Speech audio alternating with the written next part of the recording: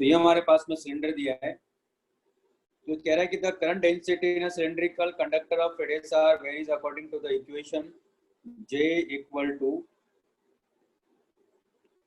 J naught 1 minus R by capital R, where R distance from the axis, thus the current density is a maximum J naught at the axis R equal to 0 पर maximum है, ठीक है, and decrease linearly to 0 at the surface, यानी जो R जा रहा है इसका वो 2/√π तक, इसका मतलब कैपिटल R की वैल्यू जो है वो 2/√π है, ये कहने का मतलब इसका, जो कि वहां जाके 0 हो जा रहा है। तो current in terms of J not अपने को बताना है, तो क्या होगा यहाँ, इस R पे जाके मैं एक dr थिकनेस का एक शेल ले लेता हूँ,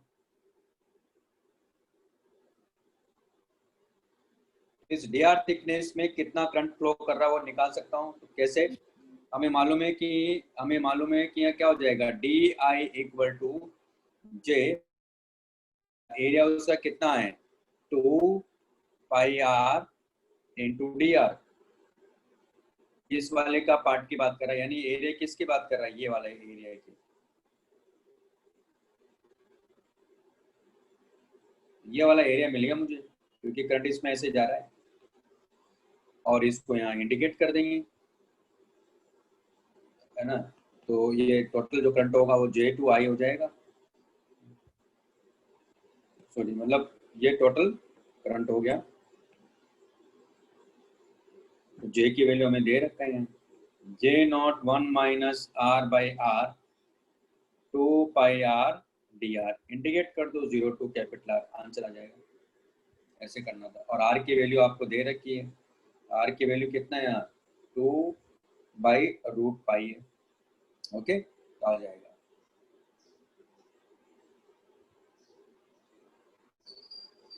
क्वेश्चन नंबर 3,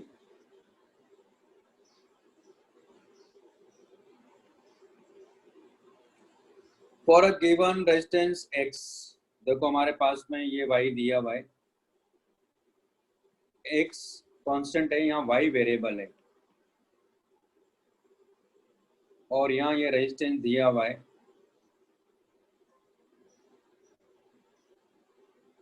ये इस तरह से हमारे पास में सर्किट है, ये 6 ओम है, ये 2 ओम है, ये माइनस है प्लस, ये 10 वोल्ट है।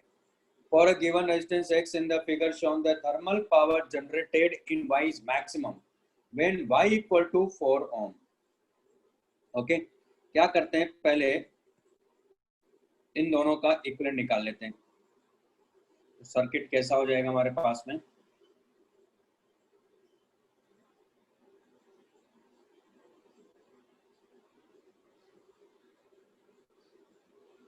ये तो वेरिएबल है Y, हो जाएगा 6x बाई 6 प्लस x, और ये कितना है 2m, ये माइनस है प्लस। अब इन दोनों का निकाल लेते हैं,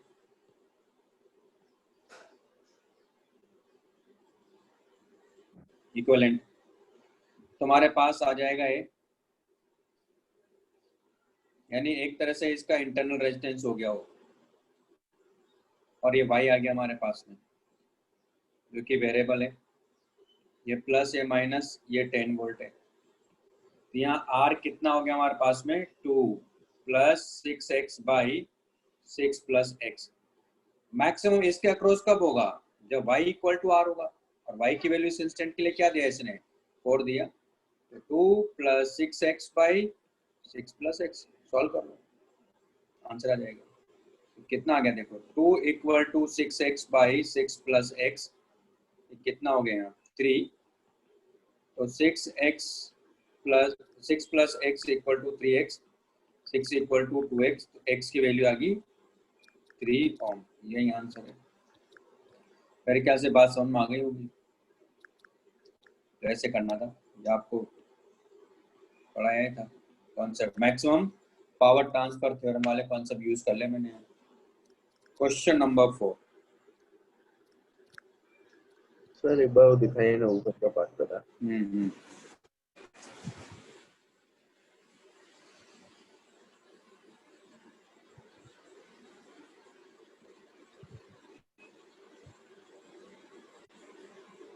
हाँ सर हो गया। क्वेश्चन नंबर 4 देखिए।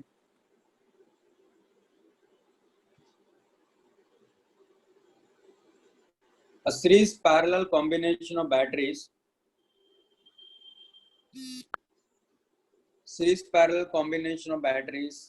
consisting of a large number of identical cells, each with internal resistance is loaded with an external resistance. Find number n of parallel groups consisting of an equal number of cells connected in series.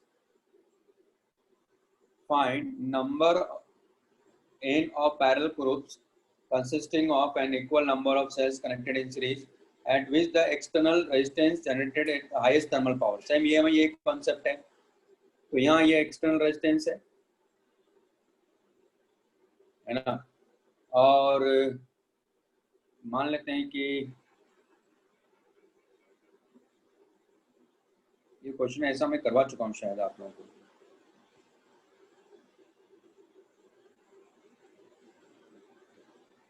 ये इस तरह से दिया है,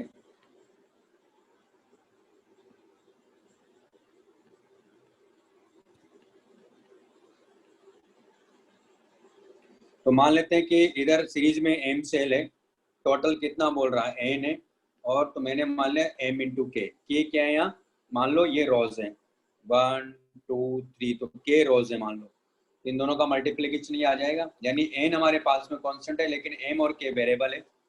हमें क्या बताना है, हमें बताना है हाईएस्ट पावर, है ना, eight which the external resistance generate the highest thermal power. बाकी तो और कोई इंफॉर्मेशन हमारे पास में देने की है ना, तो ये कैपिटल एन ले लेते हैं।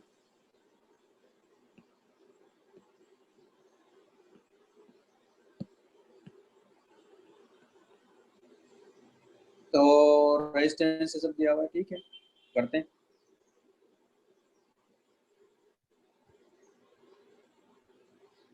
ये कैपिटल आर है,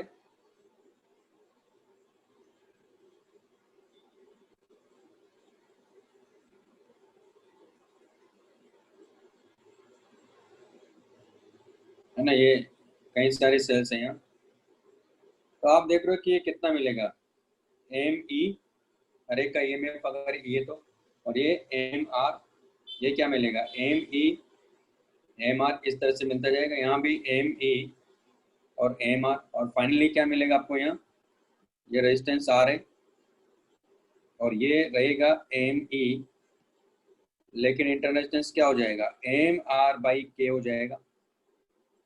जब आइडेंटिकल होते हैं तो ये एम एफ वही रहता है जो इंडिविजुअल का था, ये कैपिटल आर है, यहाँ से करंट गया मान लो आई, तो आई करंट हम लोग निकाल सकते हैं। आई करंट कितना होगा यहाँ, M E by R plus M R by के।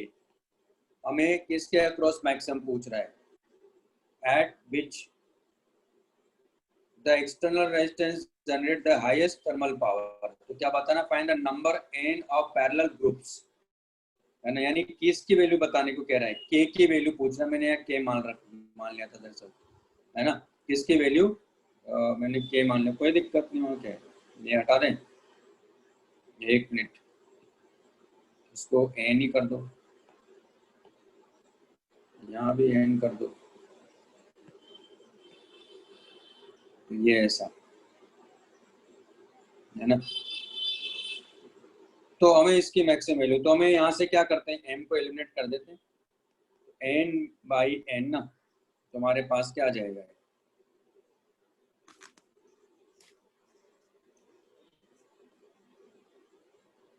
n by n into E divided by r plus और m बाई n, m को एलिमिनेट करेंगे तो n r by n square, तो कितना हो जाएगा भाई, i इक्वल टू हो जाएगा हमारे पास में n n e divided by r n square plus n r, ये होगा। उसके अक्रॉस मैक्सिमम पावर क्या होगी, v स्क्वायर r ना, इसको डिफरेंशिएट करेंगे n n e divided by r n square plus n r, whole square into R, यहाँ से N square E square R को अलग कर लेते हैं, तो ये हो गया N square by R N square, और ये कैपिटल एन है यहाँ, इंटू आर का होल स्क्वायर। इसको डिफरेंशिएट कर दो तो D P by D N, तो N square A square R, तो ये आ जाएगा हमारे पास में 2n R N square plus N R का whole square minus N square हो जाएगा 2 R N square plus N R into 2n R divided by R N square plus N R का होल स्क्वायर, और इसको क्या करना है zero, तो सब जीरो हो जाएगा, प्लस जीरो है ना, क्योंकि बाकी जीरो नहीं, सबको हटा देंगे। यहाँ से देखो, यहाँ से इसको भी हटा देंगे, यहाँ से एक तो 2n चला जाएगा, ये 2n को हटा देंगे, और यहाँ से एक ये चला जाएगा, तो यहाँ क्या रह जाएगा हमारे पास में R N square plus N R minus 2n square into R, और बस ये रह जाएगा, बाकी तो नहीं गया, इक्वल टू जीरो है, तो जीरो इक्वल टू क्या आ गया, जीरो इक्वल टू आ गया N R minus N square R. हमें क्या चाहिए, एन की वैल्यू चाहिए, एन इक्वल टू क्या आ गया, N R by capital R का स्क्वायर रूट, एन कितना भाई 300, आर कितना है 0.3, ये कितना है 10, तो कितना आ गया 3 आ रहा है, तो क्या दिया आंसर, ये आंसर है। समझ में आया कॉन्सेप्ट? हाँ सर। है ना, कोई डाउट नहीं ना भाई, सिंपल ही था, बस वो कैलकुलेशन है और क्या। भाई मेरी आपसे रिक्वेस्ट है, कोई कैलकुलेटर यूज मत करिए अब। इस बार का भी जो पेपर था, अगर कैलकुलेटर यूज करोगे तो बेटा क्वेश्चन कर ही नहीं पाओगे। ऐसा नहीं कि क्वेश्चन टफ थे, क्वेश्चन कहीं से भी टफ नहीं थे, मैं देख रहा था कैलकुलेशन, लेकिन बहुत थी, बहुत ज्यादा कैलकुलेशन थी, क्योंकि मैंने खुद ने भी किया इसलिए मुझे पता है। इसलिए रिक्वेस्ट है भाई, कैलकुलेटर यूज मत करिएगा, क्योंकि मैं तो मैंने देखा ना, बिना कैलकुलेटर के मैं तो कर ही नहीं पा रहा था, है ना। तो सोचिए मैं बिना कैलकुलेटर नहीं कर पा रहा, तो सोचो आप लोगों की क्या हालत होती होगी। इसलिए कैलकुलेटर की आदत छोड़ दीजिए अगर अपना भला चाहते हो तो। और जितने भी एडवांस के क्वेश्चन आए ना, ज्यादातर क्वेश्चन लेंदी क्वेश्चन थे, कैलकुलेशंस बहुत थी, छोटी छोटी कैलकुलेशन जो आपने कभी उम्मीद भी नहीं किया होगा ऐसी भी कैलकुलेशन होती है। इसलिए कैलकुलेशन अपने से करना शुरू कर दीजिए, मेंटली करना शुरू कर दीजिए, वरना क्वेश्चन आते हुए भी क्वेश्चन छूट जाएंगे आपसे। आप कहोगे सर ये तो मुझे आता था, ये मुझे आता था, आता तो था, पर आपकी कैलकुलेशन इतनी वीक है, करोगे कैसे? सर ऊपर का दिखाया ना। हेलो, कुछ बोल रहे हैं? सर ऊपर का दिखाइए ना। हाँ हाँ,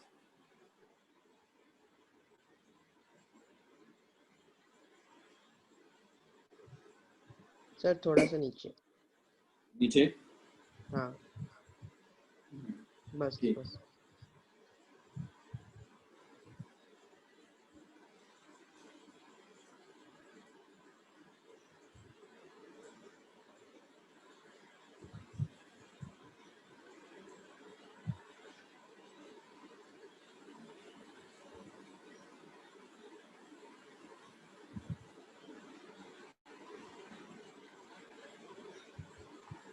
हो गया सर।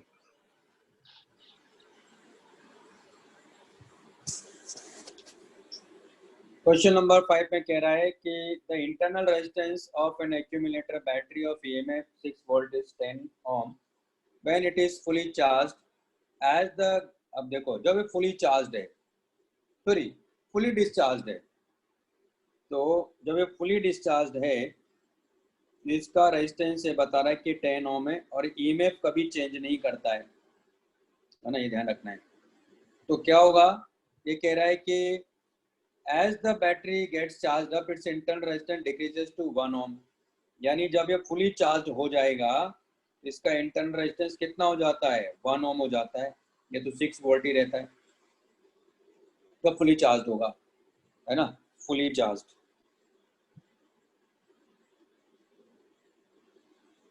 और ये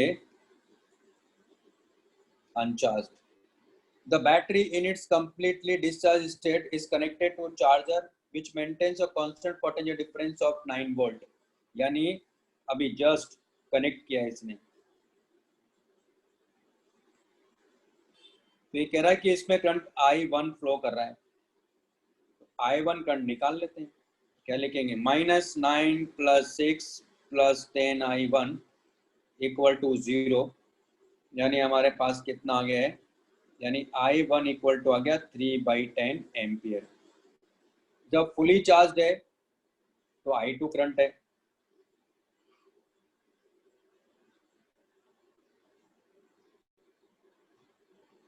तो I2 करंट है, ये प्लस है माइनस, ये 9 वोल्ट है, ये लोग कंप्लीट करो तो -9 + 6 + I2 × 1 = 0। I2 = कितना आ गया, 3 एम्पियर। तो ये कह रहा है कि 10I1 + I2 कितना होगा, तो 6 एम्पियर। और क्या रहेगा, ऐसे करना था। क्वेश्चन नंबर 5 हो गया। क्वेश्चन नंबर 6,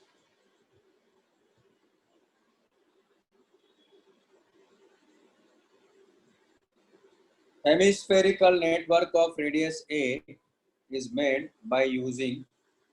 तो यहाँ ऐसा है दरअसल ये,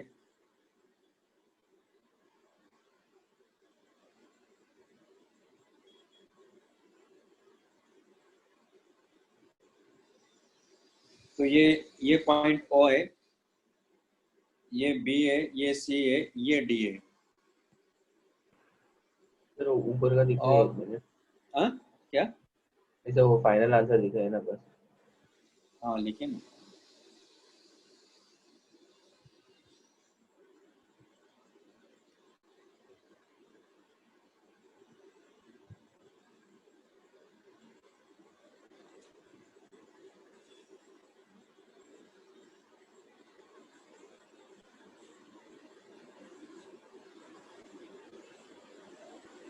हाँ सर हो गया। ये हमारे पास में है, तो ये एक सिस्टम, ये ऐसा है, यहाँ ऐसा वायर दिया है यहाँ, और एक वायर यहाँ से होता हुआ यहाँ आ रहा है ना, ऐसा हेमिस्फेयर बन रहा है। हेमिस्फेरिकल नेटवर्क ऑफ रेडियस ए, इसकी जो रेडियस है ये ए है, is made by using a conducting wire of resistance per unit length R दिया हुआ है।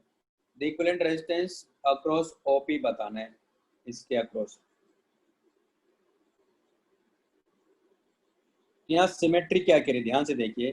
सिमेट्री ये कह रही है कि अगर मान लो मैं बैटरी यहाँ इन दोनों के अक्रॉस लगाता हूँ, तो मान लो यहाँ से करंट एंटर किया, तो आप देखोगे कि इक्वली डिस्ट्रीब्यूट हो जाएगा, I/4 I/4 I/4 ना। उसके बाद आप देखो I/4 I/4, यहाँ देखो सिमेट्री ऐसी है कि यहाँ भी I/4 आएगा, यहाँ भी I/4 आएगा, यहाँ भी I/4 आएगा, है ना, यहाँ भी I/4 आएगा।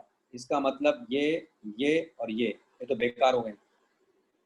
हरी बात सुन में, ये सिमेट्री ऐसी है कि वो क्या हो गए हैं, बेकार हो गए। हरी बात सुन में, इसका मतलब क्या हुआ, ये जो कर्व वाला पार्ट है उसको तो हटाए दो, तो यहाँ हमें बचे क्या, ये इसकी लेंथ क्या है, यहाँ ए। यहाँ देखो इसकी लेंथ क्या लिखोगे आप, ये लिखोगे πa/2 ना, इसको r से मल्टीप्लाई कर दो, और ये पाई, ये सॉरी ये a × r, यानी टोटल रेजिस्टेंस कितना हो गया। तो आप देख लो कि चारों, ये कौन सा रेजिस्टेंस की बात कर रहा हूँ मैं, ये रेजिस्टेंस प्लस ये रेजिस्टेंस मिला के कितना हो जाएगा, AR + πa/2 r, है ना। इसको मान लेते हैं R है, ऐसे 4 है, कितना हो जाएगा, /4 हो जाएगा ना, क्योंकि सब किस में आ गए, पैरेलल में आ गए ना, वो ये दिख रहा है। तो ये आ गया हमारे पास में ROP आ गया, तो आंसर यही है। आंसर क्या हो गया हमारे पास में, AR को बाहर ले लो तो जाएगा 2 + π/8, तो n की वैल्यू क्या हो गई, यहाँ n की वैल्यू आ गई 2, तो ओपी के बीच में ये आंसर है। ओके, ये कॉन्सेप्ट इसमें। पाई ए बाई टू यानी का कौन सा वाला ये पार्ट है वाला क्या हो बताइए जाएगा? हाँ बोलिए। सर। वो पाई ए बाई टू किधर है, वो वापस से एक बार समझाइए। पाई ए बाई टू आर। इस क्वार्टर का कितना होगा length? Okay sir, okay sir, thank you. आया समझ? हाँ सर। इस क्वार्टर की जो लेंथ है वो ये होती है ना। क्वेश्चन नंबर 7 नहीं बताना है ना, कि बताना है? इसमें क्या बताना है तो करवा देता है, क्या पूछोगे? क्वेश्चन नंबर 8 कर देते हैं।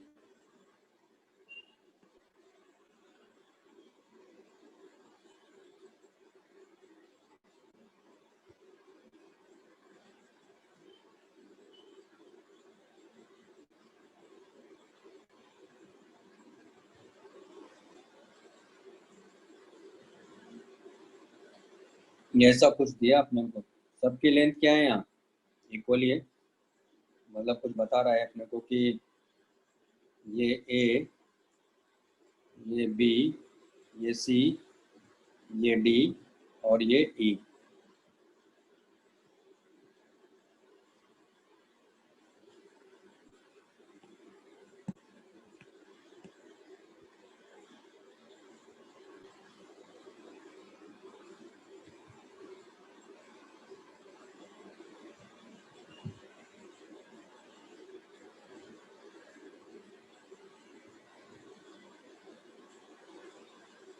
ये ऐसा दिया है, तो ये A B C D E F G H और ये के और ये एल है। हमें किसके बीच में चाहिए? The figure is made of uniform wire and represents a regular 5-pointed star. The resistance of section EL, ये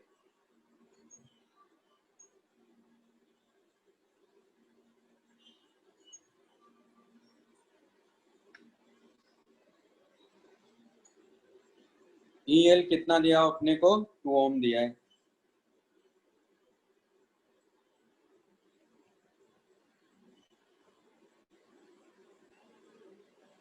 इसका मतलब क्या हुआ? इसका भी 2 ओम ही है, इसका भी 2 ओम है, इसका भी 2 ओम है, सबका 2 ओम है, बस इसका निकालना है। तो सिमेट्री इस तरह से है, the resistance of a section EL is 2 ohm. Find the resistance in ohm of the star across F and C बताना है, इसके अक्रॉस। क्या करो, सिमेट्री क्या कहते हैं? Plane mirror symmetry. अगर हम सिमेट्री की बात करें, देखो जो इसका जिस तरह से, देखो यहाँ से 2 रेजिस्टेंस छोड़कर एक तरह से यहाँ से भी सिमेट्री इस तरह की कह रही है। इसका मतलब इस पॉइंट का पोटेंशियल सेम है ना, उसी तरह यहाँ इस पॉइंट का सेम है, यहाँ इस पॉइंट का सेम है, यहाँ इस पॉइंट और इस पॉइंट का सेम है। इसको उठा के उस पर रख दो। तो क्या करता हूँ मैं, यहाँ इसका तो रेजिस्टेंस मैंने मान लिया कि आर है, ये भी आ रहे, ये भी आ रहे, ये भी आ रहे, ये भी आ रहे, ये भी आ रहे, ये भी आ रहे, ये भी आ रहे, ये भी आ रहे, ये भी आ रहे, और इसका रेजिस्टेंस मैंने मान लिया स्मॉल आर है, तो इसका भी small R small R small R small R. इसको उठा के उसको फोल्ड कर देता हूँ मैं, यानी ऐसे है ना, इसके बाद ये इसको इसके ऊपर रख देते हैं, तो क्या मिलेगा देखो ध्यान से।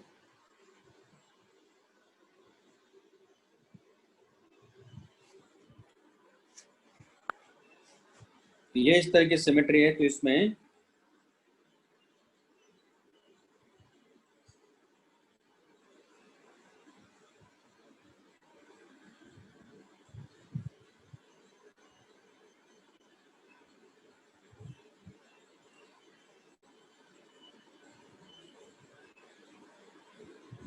तो ये इसको हमने उठा के उस पर रख दिया, तो इसकी तो बात ही नहीं करेंगे ना हम लोग।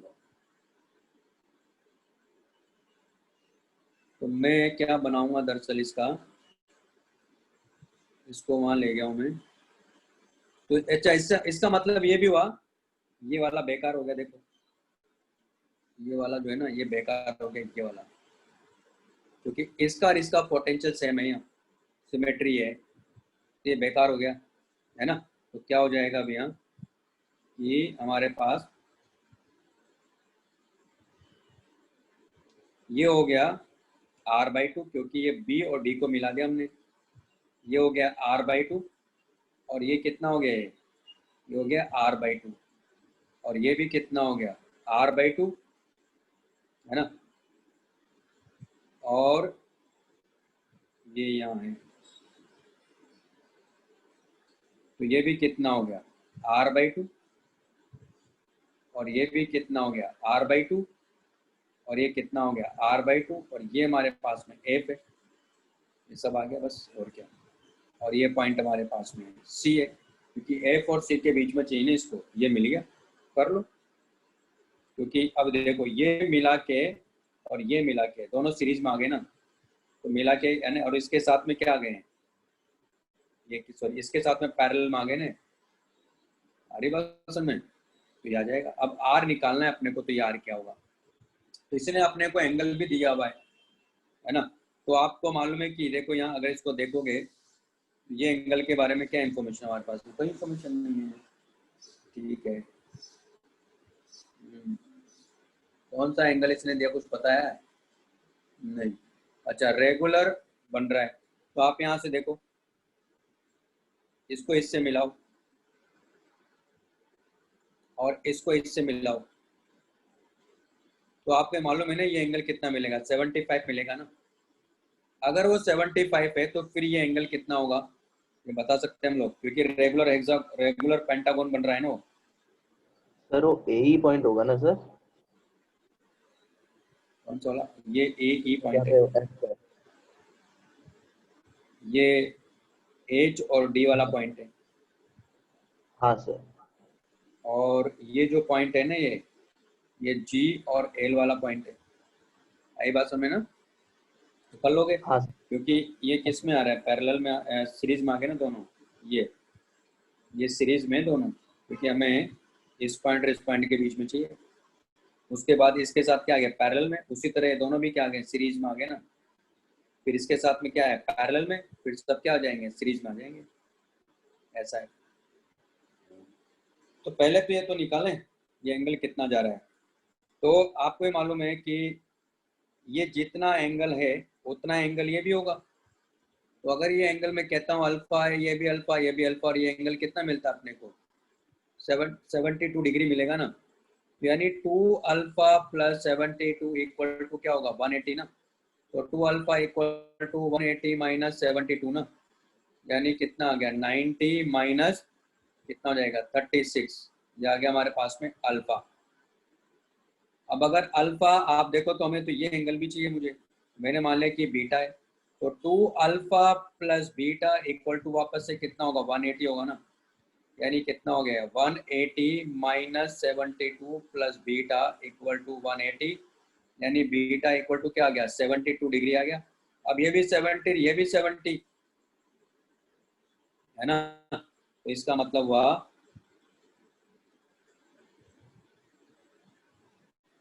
इस पर परपेंडिकुलर गिराओ, तो अगर ये 72 डिग्री है, ये 90 डिग्री है, तो फिर ये कितना हो गया, 18 डिग्री हो गया।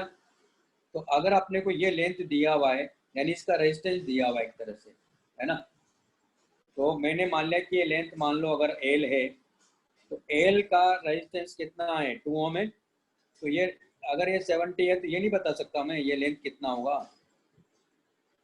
क्योंकि 70 डिग्री है, तो ये लेंथ कितना होगा नहीं बता सकते हैं, क्योंकि ये भी 18 डिग्री है। तो लेंथ हो गया हमारे पास में एल साइन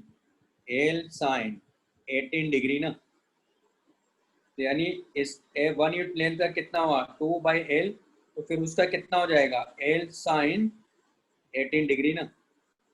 हाँ, तो कितना आ गया, यानी 2 इंटू साइन 18 कितना है, 1/3, यानी आ गया 2/3 ओम आ गया ना।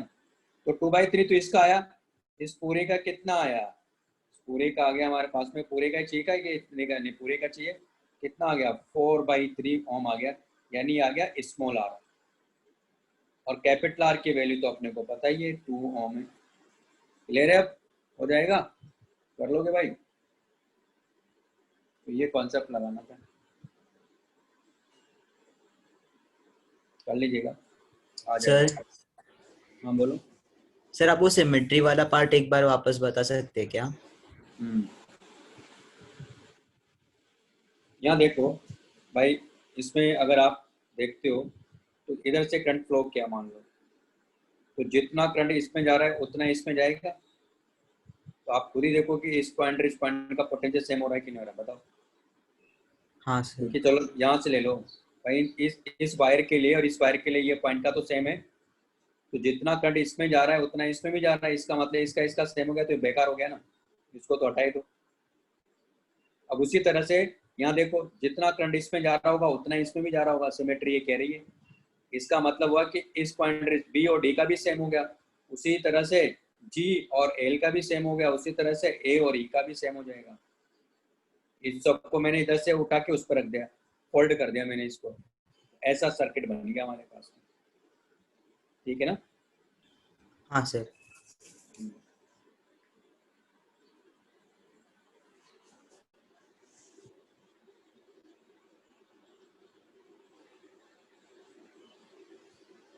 क्वेश्चन नंबर 8 हो गया, क्वेश्चन नंबर 10।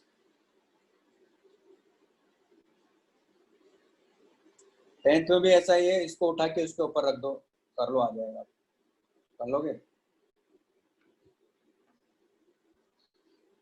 देखो आप सी और डी का पोटेंशियल सेम है, देखो सी और डी का पोटेंशियल सेम होगा, इसका मतलब इसको उठा के ऊपर रख देंगे, हो गया, सॉल्व कर लो, आ गया आंसर। कर लोगे? ये बताओ, देखो कैसे करना है।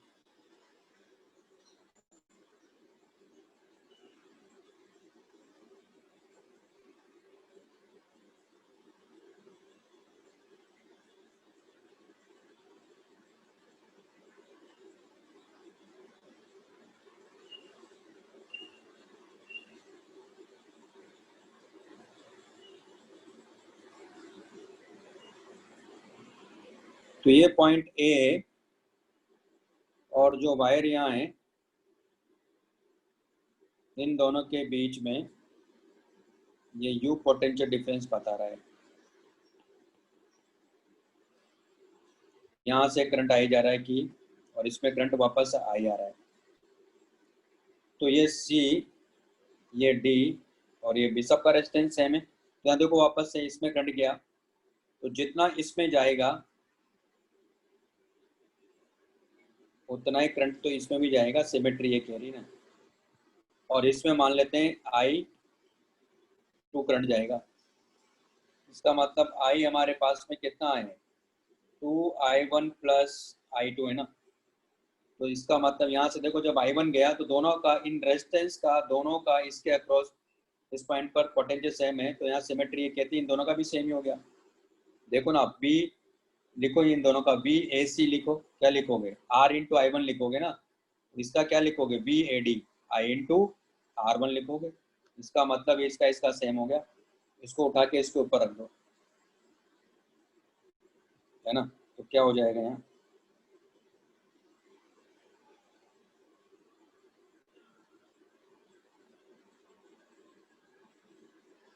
तो ये हो गया R/2, ये हो गया R/2, ये हो गया R/2, ये हो गया R, ये तो R ही था। और इन दोनों पॉइंट के बीच में यहाँ बैटरी लगा रखी है इसमें, यहाँ से करंट आए गया और यहाँ से करंट आया गया।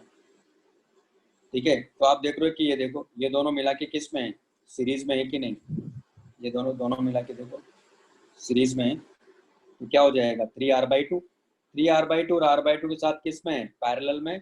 सॉल्व कर लो, आ गया तो आंसर, कर लोगे, ऐसे करना था। नेक्स्ट हमारे पास में 11।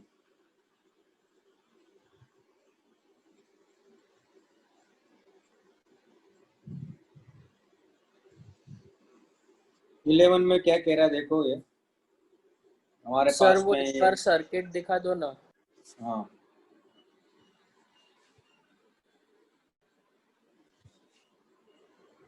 तो वो V लिखा है क्या सर आपने, वो I के पास? यानी ये पॉइंट हमारे पास में B, ये पॉइंट A और ये C और D एक साथ आ जाएंगे।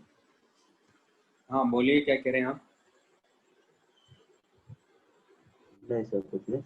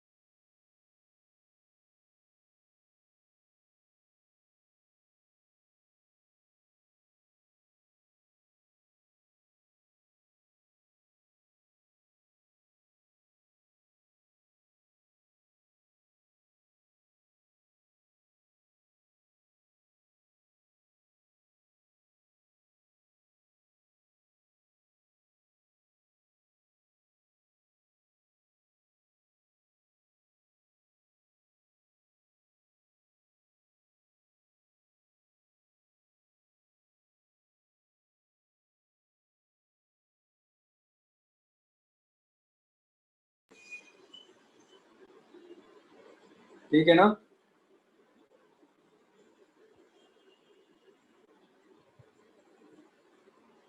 तो नेक्स्ट हमारे पास में 11।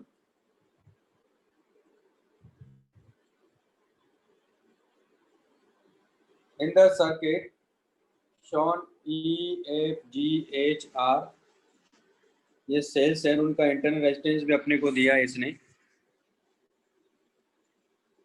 तो ये इस तरह से है।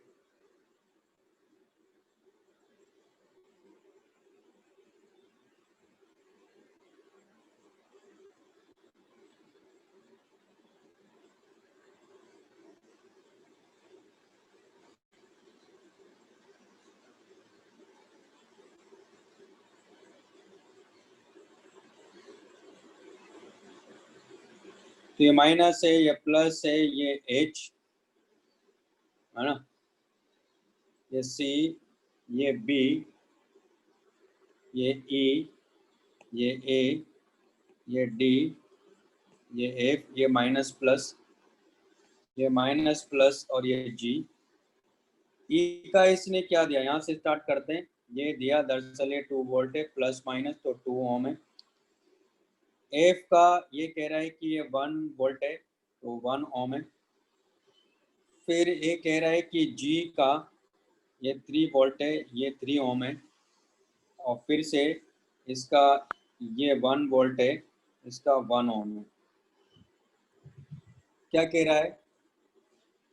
The potential difference between B and D is given, what value of N will be, ये चाहिए। तो फिर कह रहा है ratio of potential difference across the terminals of the cell G to cell H, यानी ये कह रहा है BC minus VD divided by BC minus VB का रेशियो पूछ रहा है सेकंड में। तो मान लेते हैं इसमें करंट ऐसे फ्लो कर रहा है I, तो ऐसे फ्लो करता हुआ ऐसे आ जाएगा।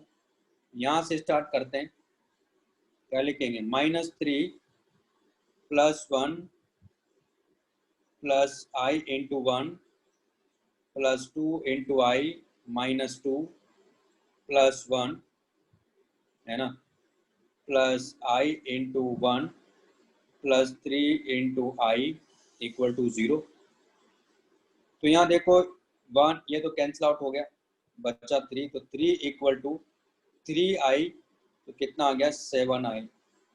हमारे पास में I की वैल्यू आ गई 3/7 एम्पियर। पोटेंशियल डिफरेंस, अच्छा एक चीज है, तो मैं भूल ही गया,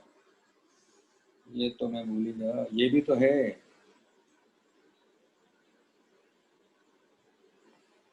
फिर ऐसा थोड़ी करेंगे।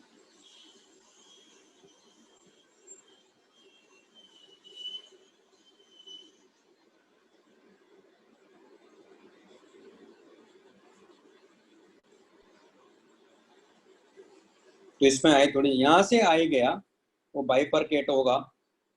तो मैंने मान लिया कि इसमें करंट गया, मान लेते हैं I1, तो फिर इसमें करंट कितना जाएगा, I माइनस I1। तो एक लूप ये बना लेते हैं, यहाँ से स्टार्ट करते हैं। क्या लिखेंगे, -3 + 1 प्लस I इंटू 1 प्लस इसका रेजिस्टेंस कितना दिया इसने, 2 ओम। तो 2 इंटू I माइनस I1, वापस इसमें आए तो करंट कितना है इसमें, तो I करंट है। तो +3I इक्वल टू 0, एक इक्वेशन में बन गई। एक लूप ये बना लो, तो यहीं से स्टार्ट करते हैं। तो क्या लिखेंगे, -2 + 1 प्लस I1, क्योंकि उसमें I1 करंट की बात कर रहे हैं हम लोग। तो I1 इंटू 1, फिर इस ब्रांच में जा रहे हैं, तो -2I माइनस I1, और फिर वापस यहाँ आ गए, तो +2 इंटू I1 इक्वल टू 0। दो अननोन है, दो इक्वेशन है, आपको आंसर मिल जाएगा। तो B और D के अक्रॉस क्या मिलेगा, तो यानी VB BD, ये लिखोगे आप 2 इंटू I माइनस I1। जो भी नेगेटिव पॉजिटिव जो भी वैल्यू सब रख दो यहाँ, पॉजिटिव वैल्यू जो भी आएगी नेगेटिव के साथ में पॉजिटिव के साथ में उसको रखना है, वो आ जाएगा। फिर इसके अक्रॉस का पोटेंशियल डिफरेंस क्या लिखोगे, BC माइनस BD, वो लिखोगे 3 माइनस 3I। फिर B और C का, एक मिनट,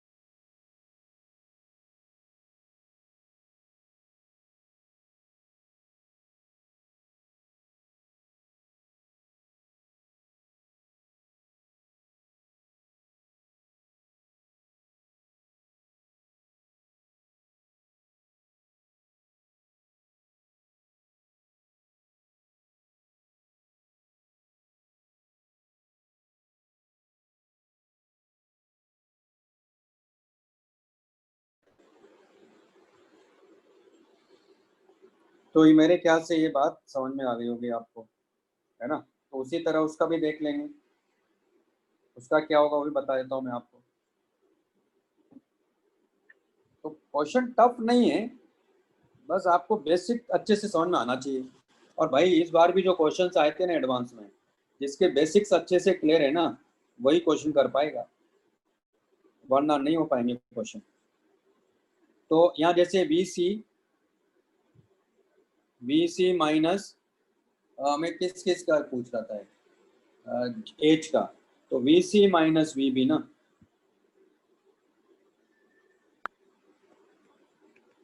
तो करंट उधर की तरफ पे जा रहा है, क्या लिखोगे आप, +1 इंटू I, ये था, क्योंकि इसमें जो करंट जा रहा है वो I है ना, और इसका रेजिस्टेंस 1 ओम में 1 वोल्ट है, तो ऐसे लिख तो आ जाएगा, कोई बड़ा चीज नहीं है।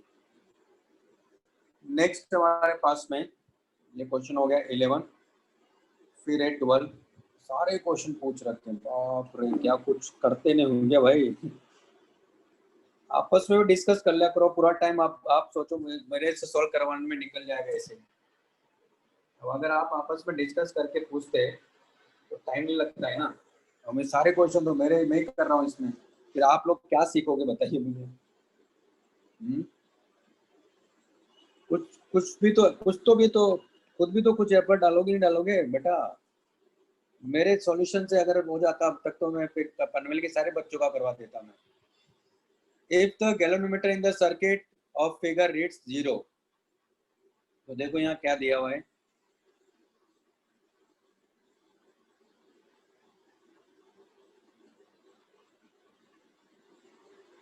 यहाँ ये रेजिस्टेंस है,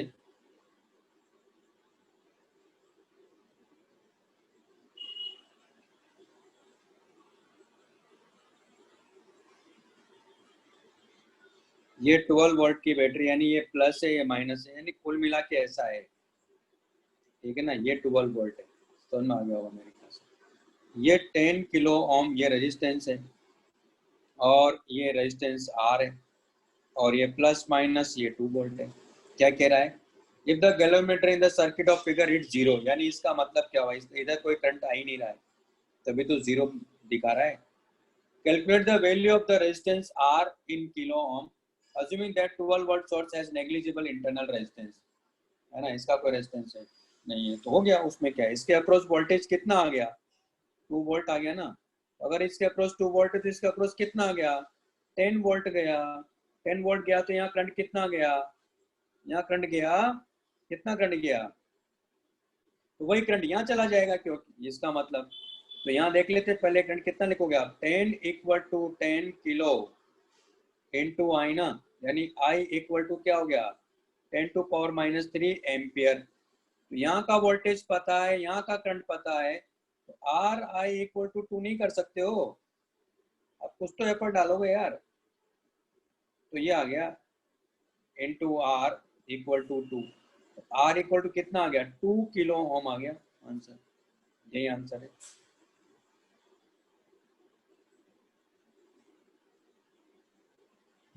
question number 14,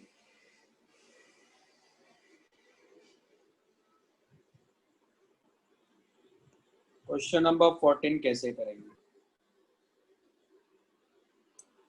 in the circuit shown reading of the voltmeter connected across, ये इस तरह से दिया है,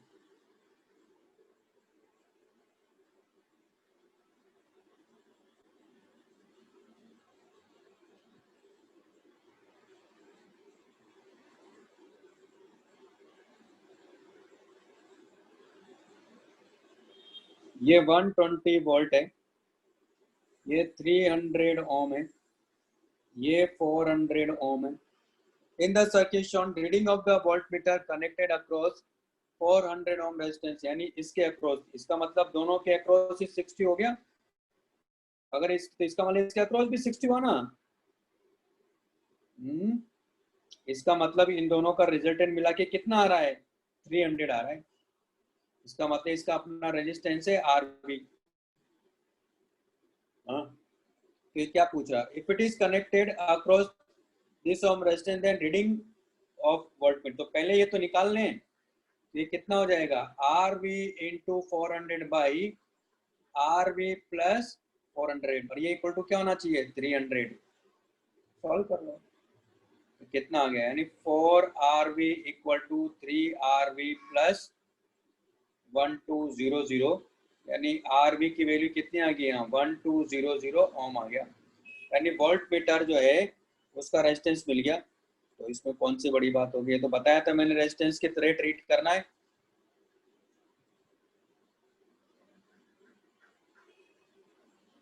और इसको यहाँ लगा दिया,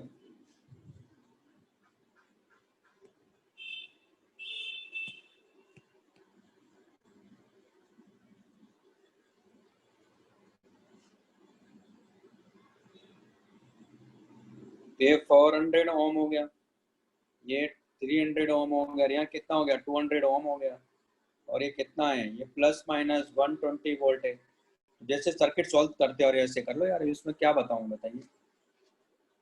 हाँ इसका इक्विवेलेंट निकाल के कर लो भाई, इसका इक्विवेलेंट निकाल लेते हैं चलो।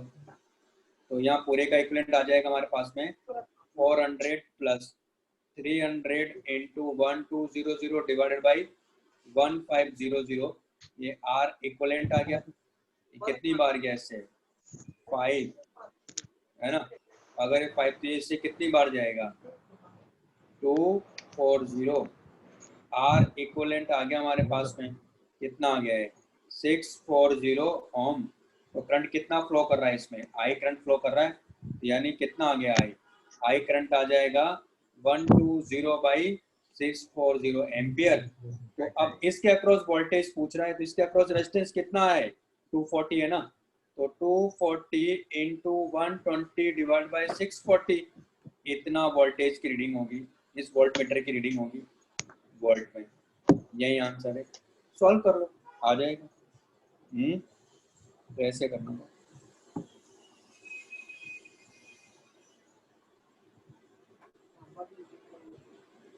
नेक्स्ट हमारे पास में 14, 16 चलते हैं।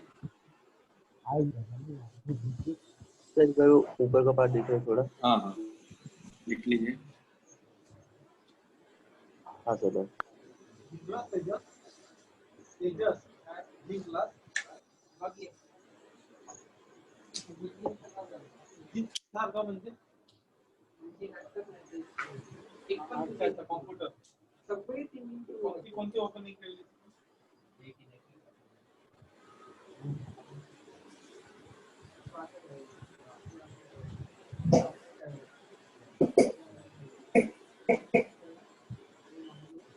हो गया।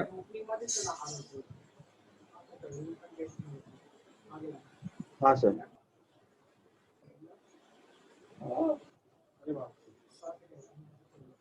क्वेश्चन नंबर 15 देखिए बात।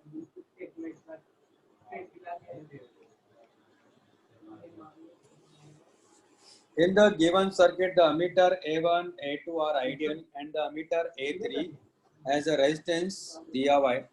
तुम्हारे पास सर्किट इसमें कैसा है देखो, ये रेजिस्टेंस है यहाँ,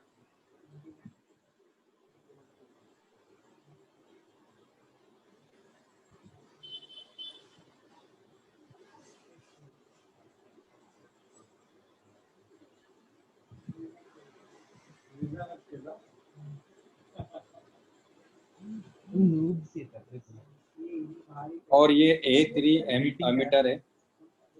ये भाई बंद कर लो यार, माइक ऑफ कर लो बेटा।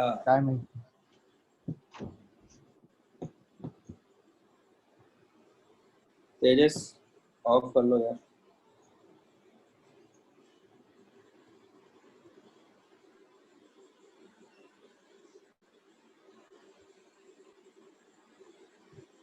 तो यहाँ ये आइडियल है लेकिन ये एमीटर, इसका मतलब इसका रेजिस्टेंस 0 है। उसी तरह यहाँ भी आइडियल है, इसका रेजिस्टेंस 0 है। तो इसका मतलब क्या हुआ, इसका पोटेंशियल सेम हो गया ना, और इसमें रेजिस्टेंस है, इसका मतलब इसमें करंट 0 होना पड़ेगा। सारी बात समझ में, क्योंकि किस लिए, ओम्स लॉ को ध्यान में रखते हुए, क्योंकि यहाँ का पोटेंशियल सेम, मतलब रेजिस्टेंस 0 नहीं है, इसका मतलब I3 को 0 होना पड़ेगा। I3 0 हो गया, इसका मतलब क्या हुआ, ये 3 ओम है, ये माइनस, ये प्लस, ये कितना है, 8 वोल्ट है, और ये कितना है, ये माइनस, ये प्लस, ये 20 वोल्ट है, ये 15 ओम है, और ये 10 वोल्ट है, ये प्लस और ये माइनस है, और ये 5 ओम है। तो यहाँ से मान लो, या कोई भी एक बैटरी लो, मैंने ये बैटरी ले मान लो, इसने I करंट दिया, इसमें मान लेते हैं I1 गया, और इसमें मान लेते हैं I2 गया, ठीक है। तो यहाँ से I2 गया, इसका मतलब वो यहाँ से भी I2 ही जाएगा, क्यों, क्योंकि A3 में तो जा नहीं रहा है, वो कितना जाएगा, I2 जाएगा। तो I2 यहाँ से होता हुआ है ना, यहाँ से I1 होता हुआ, इसमें वापस कितना आ जाएगा, I करंट आ जाएगा, इसमें I2, इसमें I1, और यहाँ से I होता हुआ वापस इसमें चला जाएगा, क्योंकि A3 में तो करंट 0 ही है। सॉल्व कर नहीं सकते हो, एक लूप ये बना लो और एक लूप ये बना लो। मैं पहले इस लूप से तो यहाँ से स्टार्ट करता हूँ, मैं क्या लिखूंगा, -8 -5I1 है ना, यहाँ से यहाँ गया, यहाँ से जाते फिर इधर से इधर आ रहा हूँ ना मैं, तो आ उधर से इधर रहा हूँ, करंट तो उधर ही फ्लो कर रहा है, मैं आ इधर रहा हूँ, क्या लिखूंगा, -5 है ना, और फिर -10, अच्छा +3 भी तो है, तो +3I2 = 0, इक्वेशन नंबर 1 आ गए। ये लूप बना लो तो यहाँ से स्टार्ट कर दो। क्या लिखोगे? -20 + 10 + 5i1, फिर यहाँ से इधर आ जाओगे आप, इधर आए तो यहाँ 15i = 0, क्योंकि इसमें आई करंट है ना। तो ये इक्वेशन नंबर 2 होगी, सॉल्व कर लो। एक इक्वेशन आपके पास में क्या है यहाँ, i = i1 + i2 है, किरचॉफ से सॉल्व कर लो। i1 i, 3 इक्वेशन है हमारे पास में, 3 अननोन है, आपको मिल जाएगा क्या क्या करंट है। ओके, सॉल्व कर लीजिए। 15 हो गया, बस इतना ही था। 16 हो ही है।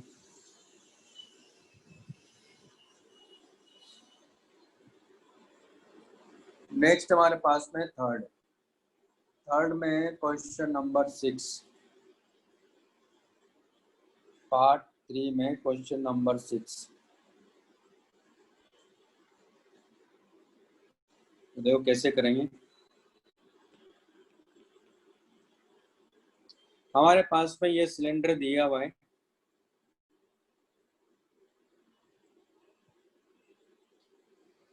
और हमने इसको V वोल्ट की बैटरी से कनेक्ट किया हुआ है।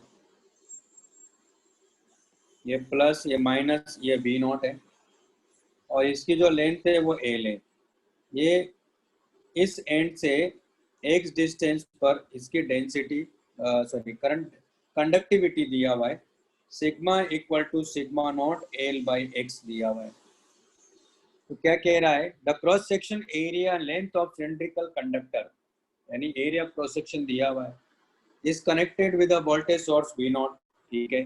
द कंडक्टिविटी वेरीज एज, ये भी दिया हुआ है, is the distance, x is the distance along the axis of the cylinder from one of its end as shown in the figure. Choose the correct options. क्या क्या पूछ रहा है? Electric resistance of cylinder along its axis पूछ रहा है। क्या करेंगे, x पे जाके एक dx एलिमेंट लेंगे, तो ये ऐसी डिस्क मिलेगी ना अपने को, इसमें करंट ऐसे जा रहा है, इसका रेजिस्टेंस चाहिए, तो dr = 1/σ into dx/a ना, तो रख दो 1/σ की वैल्यू क्या है यहाँ देखो, तो जाएगा σ/ε0 L into a into dx, और इसको इंडिकेट कर देंगे 0 to L, तो हमारे पास ये रेजिस्टेंस आ गया, यानी हो जाएगा L² /ε0 LA/2, यानी L/ε0 2a, ये आंसर है। तो पहला ऑप्शन बिल्कुल सही है। Next, electric current in the wire, तो रेजिस्टेंस मिल गया, तो IR = V0 करेंगे ना, तो हमारे पास में I की वैल्यू क्या आ गई, V0/R, यानी V0 to σ0 A /L। आ रहा है क्या? ये तो नहीं आ रहा है। Electric current in the circuit आ रहा है क्या? नहीं, गलत हो गया। तो चलो भाई आगे, ये सही आ रहा है। करंट डेंसिटी पूछ रहा है, करंट डेंसिटी मतलब I/एरिया कितना आ रहा है, 2V0 σ0/L, ये तो सही है। फिर क्या कह रहा है, electric field in the wire, अगर इस पॉइंट पर इलेक्ट्रिक फील्ड पूछ रहा है x डिस्टेंस पर, तो ये हमने पढ़ा था J ρ या J/σ। J की वैल्यू मुझे पता है, ये J की वैल्यू है, कितना आ गया, 2V0 σ0/L into sigma 1/σ, x/σ0 L, तो σ0 से σ0 कट गया, कितना आ गया, V0 x/L², तो 2V0 x/L², तो डी ऑप्शन सही आ गया। तो इस तरह से करना था। क्वेश्चन नंबर 6 के बाद में हमारे पास में होगा क्वेश्चन नंबर 10।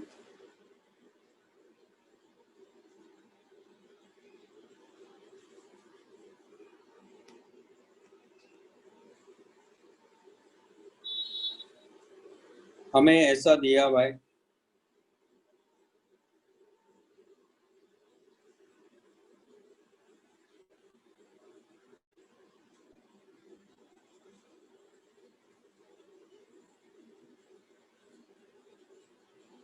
ये रेजिस्टेंस है, ये प्लस है माइनस है 20 वोल्ट है, और ये 2 ओम है, ये 4 ओम है, ये 6 ओम है। ये ए और बी हो गया। अब यहाँ देखिए आप, ये तो पूरा बेकार ही है। देखो इसका और इसका पोटेंशियल क्या है, सेम है कि नहीं है, देखो ना। उसी तरह इसका देखो, इसका और इसका भी तो सेम ही है, ये तो बेकार हो गया पूरा। तो एक सिंपल वायर ही बन गया, इसका तो कोई मतलब ही नहीं रहा। यानी ये तो इसको तो ऐसे बना लो आप।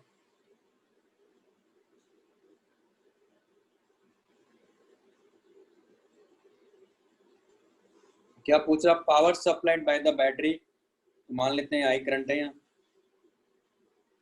तो -20 + 2i = 0 ना। तो आई की वैल्यू कितना आ गया, 10 एम्पियर। तो पावर कितनी सप्लाई कर रहा बैटरी, तो बैटरी की वजह से जो पावर सप्लाई दरअसल वो 2 × I है।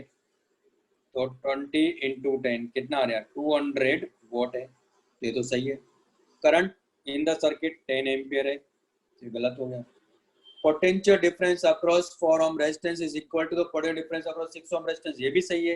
मतलब दोनों के अक्रॉस पोटेंशियल डिफरेंस 0 है, तो सही तो है। Current in wire A B 0 नहीं, करंट तो फ्लो कर ही रहा है वहां से, क्योंकि करंट कैसे फ्लो करेगा यहाँ एक्चुअल में, ये करंट ऐसे फ्लो करेगा, ए बी से करंट तो फ्लो कर ही रहा है। हाँ, 4 ओम रेजिस्टेंस से करंट 0 है, 6 ओम से करंट 0 है। तो आंसर क्या हो गया इसका, आंसर हो गया A and C. Next question number 11 पे चलते हैं।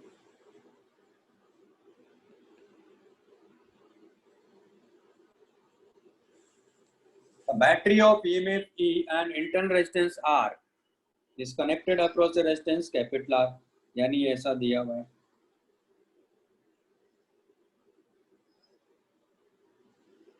ये हमारे पास में आई है, ये 2 एम्पियर यहाँ दिया हुआ है, और ये 10 वोल्ट है, ये भी है। क्या कह रहा है पहले समझ लेते हैं। Battery of EMF E and internal resistance R is connected across the resistance R, यानी ऐसा दिया है।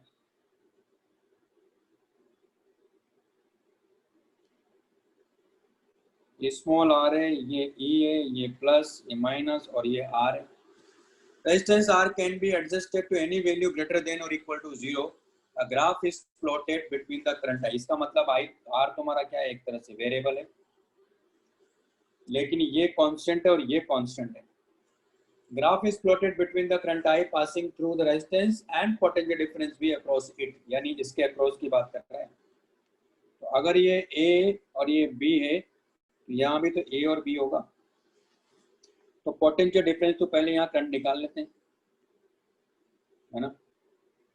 तो वैसे भी करंट निकालनी है तो कितना आ जाएगा, जो भी रहेगा पहले, है ना। तो अगर इसमें आई करंट फ्लो कर रहा है मान लो, तो VA माइनस VB लिखना आपको सिखाया था, कैसे लिखेंगे, E माइनस IR लिखेंगे। इसको क्या लिख रहे हैं हम लोग, V। ये आप देख रहे हो कि स्ट्रेट लाइन है, वही तो है। देखो स्लोप क्या है यहाँ, नेगेटिव है, इसी से अपने को E और R निकालना है।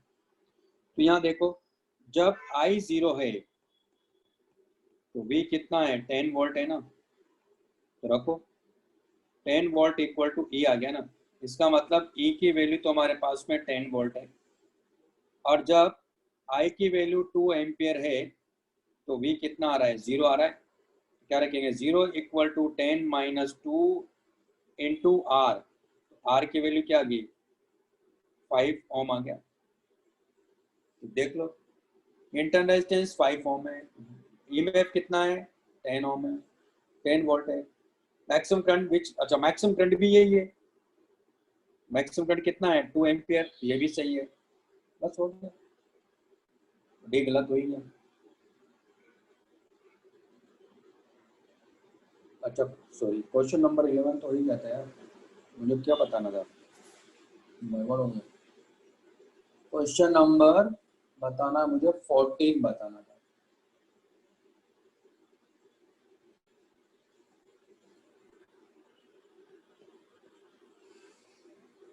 ये हमारे पास में दिया हुआ है,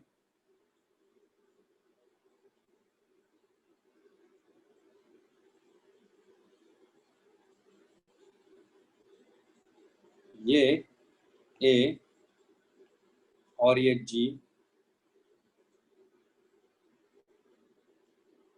तो ये R है, ये प्लस और ये है ना, प्लस और माइनस अपने को दिया है, ये M और ये N। ये देखो डायरेक्ट कनेक्शन में इसका पोटेंशियल क्या हो गया, VA का 0 हो गया ना।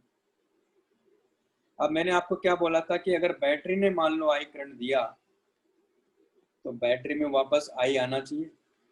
इसका मतलब क्या हुआ, इसका मतलब है कि इस वायर में, AG वायर में कोई करंट फ्लो नहीं करेगा, क्योंकि अगर AG वायर में करंट फ्लो कर गया तो फिर ये I तो कम हो गया, I कम हो गया तो कम करंट I उसमें पहुंचेगा, तो KCL फेल हो गया, क्योंकि KCL क्या कहता है, चार्ज हमेशा कंजर्व रहना चाहिए। ये है वो, बैटरी ने जितना दिया वापस उतना उसमें जाना चाहिए, वरना गड़बड़ हो जाएगा। ये बात समझ में आना चाहिए पहले। तो current in wire AG 0, definitely 0 है। इस वायर में करंट कितना है, यहाँ 0 है। और अब इसको सोल्व कर लेते हैं पहले, इसके बाद पूरी कहानी बनाएंगे। तो क्या लिखेंगे, यहाँ से स्टार्ट करते हैं। तो माइनस E, इसका कितना भाई, ये R1 है, ये R2 है, तो I R1 plus R2 plus R equal to 0। यहाँ से I निकाल लो पहले, E divided by R1 R2 plus R। E की वैल्यू कितना है, 12, R1 R2 R3 कितना, 6, यानी 2 एम्पियर। अब जब इसका पोटेंशियल अपने को मिल गया तो यहाँ मैं इसका नहीं बता सकता, M यानी VM माइनस VA, क्या लिखोगे आप, I R1 लिखोगे, I की वैल्यू कितना है तो 2, R1 की वैल्यू कितना है 3, और VA तो 0 ही है, तो VM मिल गया ना आपको, कितना आ गया 6 वोल्ट। बात समझ आ गई।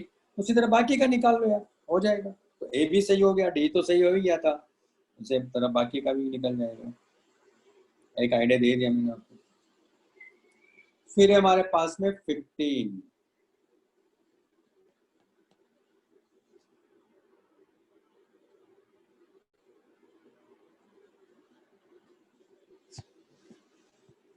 क्या कह रहा है, in a potentiometer wire experiment the EMF of a battery in the primary circuit is 20 volt. In a potentiometer wire experiment, EMF of battery in the primary cell is, यानी ये ऐसा है, ये A हो गया,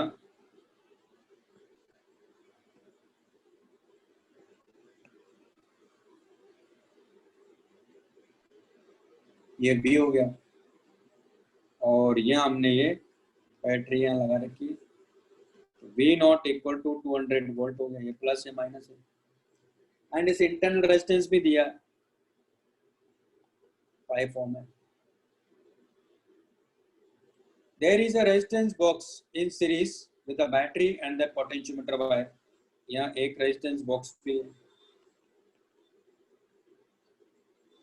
जिसका रेजिस्टेंस मान लेते हैं R है, whose resistance can be varied from 120 to 170, यानी इसकी जो वैल्यू है वो 170 से लेकर 120 के बीच में वेरी कर रही है। Resistance of the potentiometer wire यानी RAB, ये R नॉट, ये हमारे पास में 75 ओम है। The following potential difference can be measured using this potentiometer, यानी इससे क्या क्या मेजर कर सकते हो, है ना, यही है। तो यहाँ देखो, इतना वेरी कर सकते हो आप।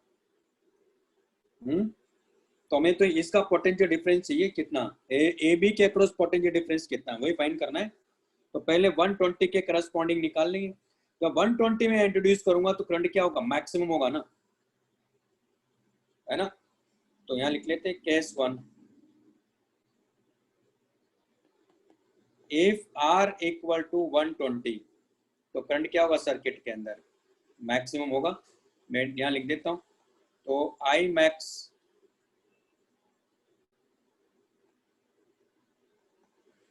तो हो जाएगा 200 डिवाइड बाई 5, 120, 75, कितना आ गया 200 बाई कितना आ गया 200 आ गया, 1 एम्पियर है। 1 एम्पियर है तो कितना मेजर कर सकते हैं हम लोग,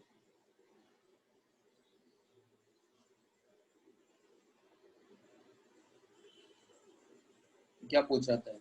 the following difference the following potential difference can be measured using this potentiometer. कुछ गड़बड़ किया क्या? अच्छा सॉरी 20 वोल्ट है ना।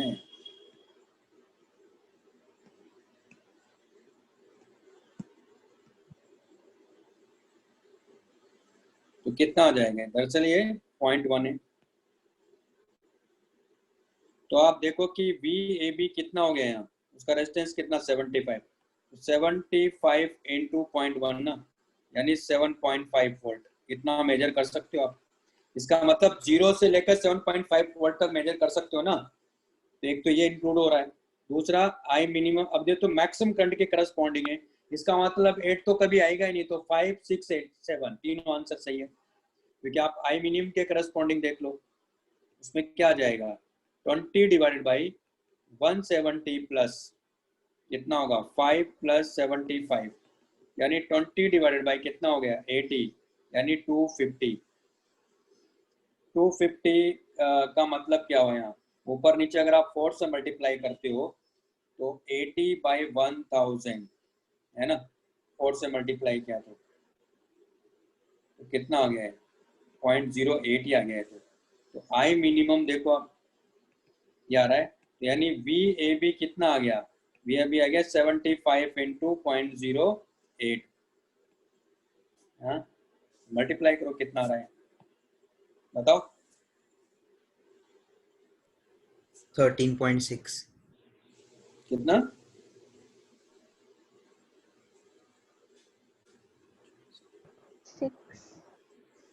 6 6। हाँ 6।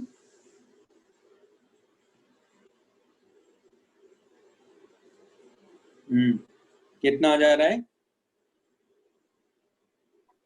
6 चला रहा है ना। लेकिन मैक्सिमम वोल्टेज कितना चला रहा है 7.5 चला रहा है। इसका मतलब 7.5 से लेकर आप 0 से लेकर 7.5 तक मेजर कर सकते हो ना। ये आंसर है, तो ए बी सी आंसर हो गया। चलिए 15 हो गया, नेक्स्ट है 16। 16 तो कर लिया आप लोगों ने। 17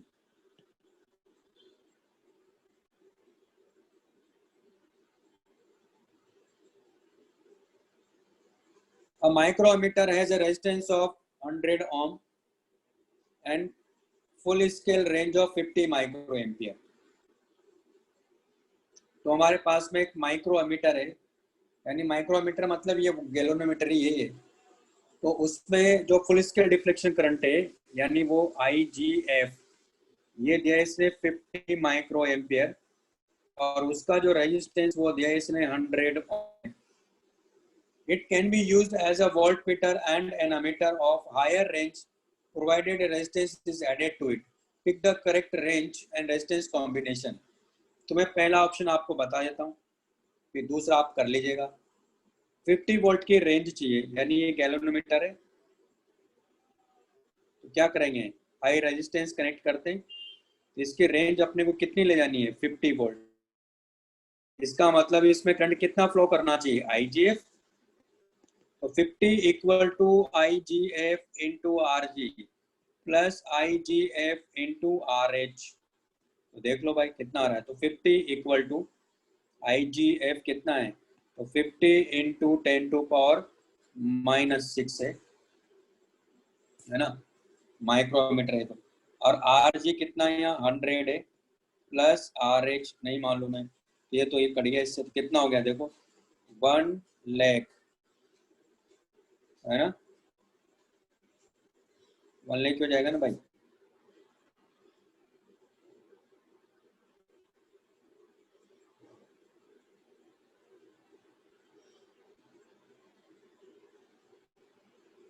-100 एक और जीरो लगानी पड़ेगी ना, 10⁻6 है ना, क्योंकि तो ये आंसर आना चाहिए। तो मैच ही नहीं कर रहा है। उसी तरह बी का देख लो, मैं आपको इसी तरह सी का बता देता हूँ। तो क्या करेंगे, इसमें एक रेजिस्टेंस लगाएंगे शंट रेजिस्टेंस, और इसमें फुल स्केल डिफ्लेक्शन करंट क्या भेजेंगे, IGF, और ये RGA, और ये A से रेंज कितनी बता रहा है 5, यानी यहाँ जो करंट ले रहा है वो 5 मिली एम्पियर है। तो इसमें IGF गया तो इसमें कितना गया, I माइनस IGF गया ना। सर्किट को सॉल्व कर लो, क्या लिखेंगे यहाँ, S into I minus IGF minus RGIGF equal to 0। ये दोनों वैल्यू दे रखी है आपको, ये भी दिया हुआ ये भी दिया हुआ, तो S मिल जाएगा ना। S इक्वल टू क्या हो गया, रख तो इसमें आ जाएगा RGIGF divided by I minus IGF, ये आंसर है। बाकी सब दिया हुआ मिल जाएगा आपको आंसर उस हिसाब से।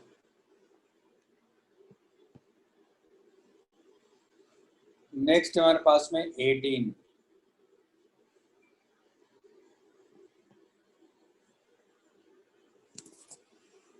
में अपने को क्या दिया हुआ इसमें,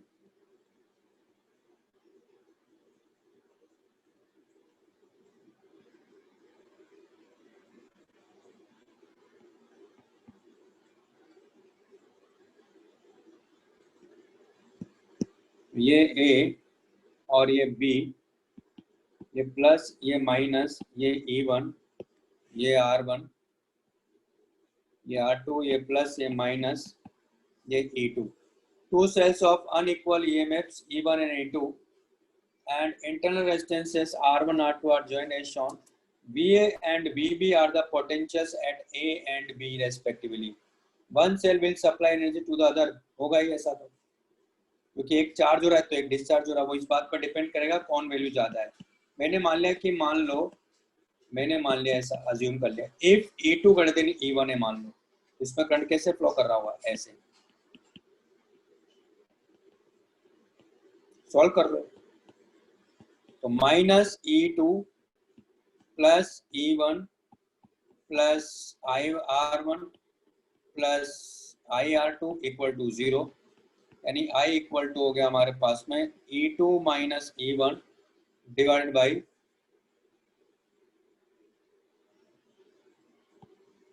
R1 प्लस R2, ये आ गया I की वैल्यू।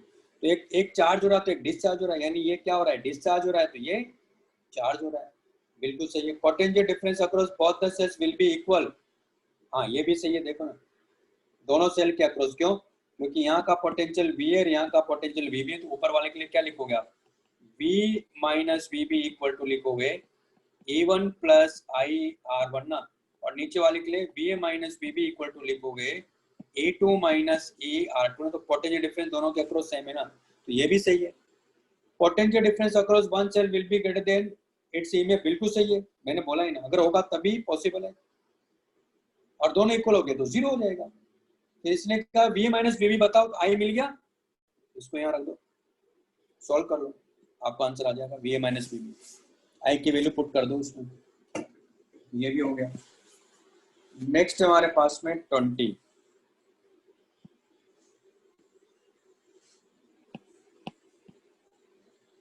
तो 20 क्या कह रहा भाई,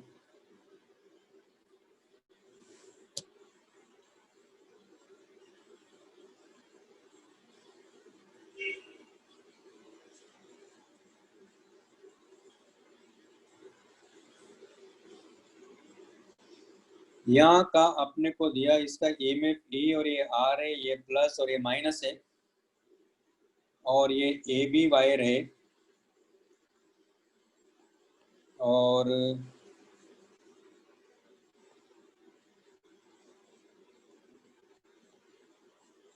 ये हमारे पास में हो गया 2R है, ये माइनस ये प्लस ये E/2 है। In the potentiometer arrangement shown, the driving cell D has EMF E and internal resistance R. The cell C whose EMF is to be measured has EMF E/2 internal resistance 2R. The potentiometer wire is 100 cm long. A balance is obtained at the length L. यानी ये length L है और ये length total L जो है 100 centimetre है। जब ये मिल रहा है तो ये इसमें करंट क्या होगा, 0 ना, इधर से कोई करंट आ ही नहीं रहा है, 0 करंट है। इसका मतलब हुआ कि यहाँ जो करंट फ्लो करेगा वही आई नॉट यहाँ होगा, वही आई नॉट यहाँ होगा, और वही आई नॉट यहाँ होगा, और वही आई नॉट यहाँ होगा। तो क्या क्या कह रहा है, L equal to greater than 50 होना चाहिए, तो बिल्कुल सही है बी ऑप्शन। तो कैसे बताते हैं, पहले आई नॉट निकाल लेते हैं। तो मैंने मान लिया कि इसका जो रेजिस्टेंस है वो आर नॉट है, मान लो, है ना, ए बी वायर का। कितना हो जाएगा हमारे पास में करंट, यहाँ इसका रेजिस्टेंस मैंने मान लिया आर नॉट है, ई हो जाएगा आर नॉट प्लस आर ना, ये करंट होगा। अब वी ए बी निकाल लेते हैं। तो वी ए बी कितना होगा यहाँ, आर नॉट आई नॉट, यानी E R not by R not plus small R होगा, है कि नहीं। अब यहाँ देखो कि एल का रेजिस्टेंस आर नॉट लिया मैंने, है ना, तो 1 यूनिट का कितना होगा, आर नॉट बाई एल होगा ना। एल का कितना होगा, R not by L into L ना, ये होगा। और अगर ऐसा है तो R not by L into L, और ये आई नॉट, ये इक्वल टू कितना होगा यहाँ, ए बाई 2 होगा, होगा कि नहीं होगा, ये बात समझ में पहले। तो अगर ये ए बाई 2 होगा तो हमारे पास में क्या करना है अपने को,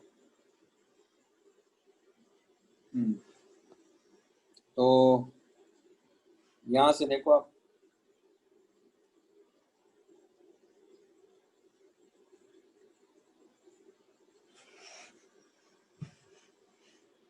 अच्छा इसने क्या कहा, balance will be obtain only if resistance of A B is R greater than R. चलो ठीक है, अब यहाँ देखो इस आर नॉट आई नॉट की वैल्यू यहाँ रख दूँ, एल बाई एल तो रहेगा E R not by R not plus R equal to क्या मिलेगा अपने को, ए बाई 2, ए से ही कैंसिल आउट हो गया, तो ये हो गया हमारे पास में 2l R not equal to L R not plus L R. मैं इसको उधर ले जाता हूँ, तो 2l minus L R not equal to L R, यानी आर नॉट इक्वल टू हो गया L R by 2l minus L, और ये क्या होना चाहिए, मैं इसने कहा, मैं पहले सी ऑप्शन की बात कर रहा हूँ। चलो, balance will be obtained only if resistance A B is greater than R, तो ग्रेटर देन आर, है ना। तो यहाँ से देखो आप, आर से तो आर कैंसिल आउट हो गया, है ना। तो एक तो ये इक्वेशन आ गया हमारे पास में, ये greater than equal to R. तो पहले ये सॉल्व कर लेते हैं इसी ऑप्शन को, तो क्या हो जाएगा देखो यहाँ से, तो हो जाएगा L minus sorry 2l minus L, यानी आप देख रहे हो कि L greater than equal to क्या होना चाहिए, एल होना चाहिए पहली बात। तो एक पॉइंट क्लियर है, क्योंकि एल अगर ग्रेटर देन इक्वल तभी पॉसिबल है जब ये कंडीशन होगी, इसका मतलब सी तो सही है हमारे पास में। एल की वैल्यू क्या होना चाहिए, कैपिटल मतलब स्मॉल एल से बड़ा होना चाहिए, इक्वल होना चाहिए, तो सही है तो मेजर करने के लिए। अब अपने को ये भी तो प्रूव करना है लेकिन कि एल जो है ग्रेटर देन 50 होना चाहिए, वो कैसे प्रूव करें। तो सी तो सही आ गया हमारा, balance will be obtained only if resistance of A B wire ये होना चाहिए, तभी तो L greater than equal to L होगा, तभी तो पॉसिबल है। अब इसका कैसे कह रहा हूं मैं, उसका भी समझ लेते हैं।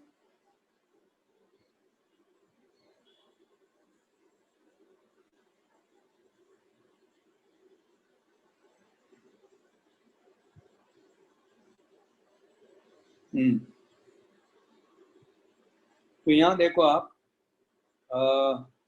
हमारे पास बी ए बी अपने को मिल ही रहा है, और बी ए बी मिल रहा है। तो एक बात हो रहा है यहाँ से देखो, अगर मैं यहाँ एल से डिवाइड कर देता हूँ, मतलब मैं इसको हटा देता हूँ, मैं V A B by L अगर करूँ, ये क्या हो जाएगा, E R not by R not plus R by L हो गया ना। इसको हम क्या मानते हैं, अल्फा, है ना। और यहाँ देखो आप, ई बाई 2 इक्वल टू क्या है यहाँ, अल्फा एल है, ये बात समझ में, है ना। और चलो ठीक है, तो यहाँ क्या करेंगे, इन दोनों को डिवाइड कर दिया तो या ऐसा करते हैं, इक्वेशन नंबर 1 है, इक्वेशन नंबर 2 है, तो हम लोग क्या करेंगे यहाँ, मैं इसको इधर लेता हूँ, तो फ्रॉम 1 and 2, तो अल्फा की वैल्यू वहां रख देते हैं, तो क्या रखेंगे, E/2L equal to ER0 by R0 plus R into L ना, ए से तो ए कैंसिल आउट हो गया, तुम्हारे पास हो गया R0 plus R L equal to हो गया 2L R0। अब यहाँ देखो R0 से डिवाइड कर देता हूँ पहले मैं इसको, तो R0 से अगर मैं डिवाइड करता हूँ क्या मिलेगा अपने को, 1 plus R by R0 into L ना, इक्वल टू क्या हो गया है, ये 2L हो गया। अब यहाँ देखो L कितना है, लेकिन R plus R by R0, ये तो 100 है ना, ये 2 इंटू एल, तो आप यहाँ से देखो इससे कितनी बार गया, 50, तो L इक्वल टू कितना आ रहा, देखो यहाँ 50 प्लस 50 R बाई R0 ना, तो ये वैल्यू देखो किससे ज़्यादा है, 50 से ज़्यादा आ रही ना, तुम्हारा बी ऑप्शन भी सही होगा, तो बी और सी इसका आंसर होना चाहिए। तो इस तरह से करना था, मेरे ख्याल से समझ में आ गया होगा भाई, कुछ नहीं किया मैं, इसलिए मैंने मैथमेटिकली किया, तो उससे क्या कि चीज़ें जल्दी समझ में आती है। क्वेश्चन नंबर 21,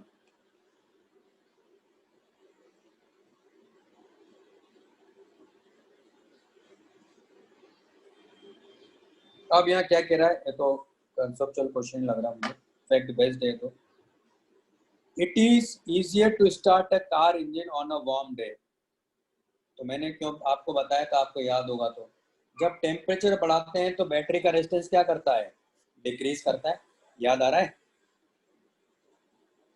मेरी आवाज आ रही क्या, हाँ सर। हाँ सर। है ना, तो जब टेम्परेचर बढ़ाते हैं तो इंटरनल रेजिस्टेंस क्या करता है, डिक्रीज करता है, बात हुई थी, तो पहला ऑप्शन तो वैसे सही हो गया।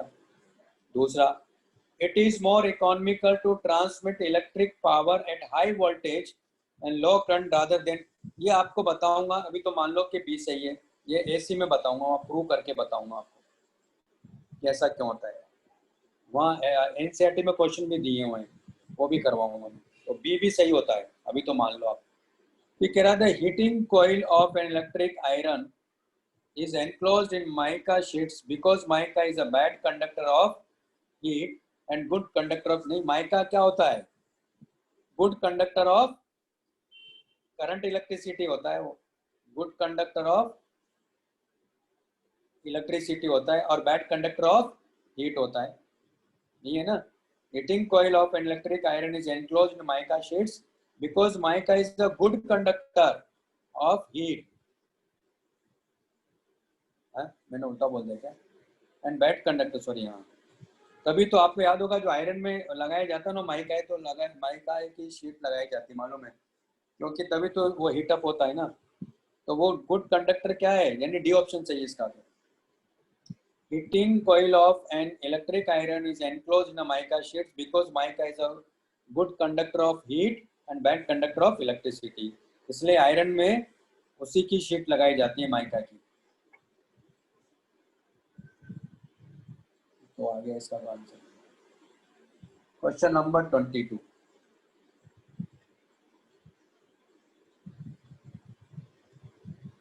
which of the following statements is are correct of a source of EMF such as primary cell, तो मैंने आपको बताया, तो पढ़ा दिया था, काफी सारी चीजें पढ़ाई थी। Inside the cell there always exist an electrostatic field and non electrostatic field, जिसको मैंने बैटरी फोर्स कहा था, है ना, तो inside the cell there always exist an electric field and non electric field of equal magnitude, equal magnitude कहाँ होता है, इक्वल मैग्नीट्यूड तो स्टडी स्टेट पे होता है इनका, अगर हम कहें तो, क्यों, क्योंकि स्टडी स्टेट पे जब हम लोग इसको न तो चार्ज फुली चार्ज जब हो चुका होता है एक तरह से, लेकिन जब डिस्चार्ज कर रहे होते हैं इसको, जब बैटरी डिस्चार्ज हो रही होती है, तब पोटेंशियल डिफरेंस क्या हो जाता है, वहाँ कम हो जाता है ना, और ईएमएफ जो है वो तो कांस्टेंट बना रहता है, यानी उसकी वजह से जो बैटरी फोर्स है कांस्टेंट बना रहता है, भाई ये बताया था मैंने, देखो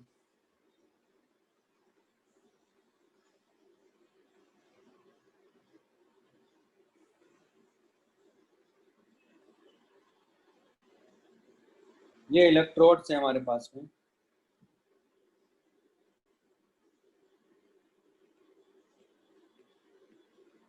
ये प्लस है, ये माइनस है, तो ये ए है और ये बी है, इसका अपना इंटरनल रेजिस्टेंस होता है। तो यहाँ जो पोटेंशियल जो इलेक्ट्रिक फील्ड आएगा ए डैश, ये इन दोनों के बीच की डिस्टेंस डी है मान लो, वो क्या होगा E dash into D equal to V A minus V B ना। और ई एम एफ क्या बताया था, work done by battery force per unit charge, यानी F B into D divide by Q बताया था, याद आ रहा है। तो जब ये मान लो डिस्चार्ज हो रहा है,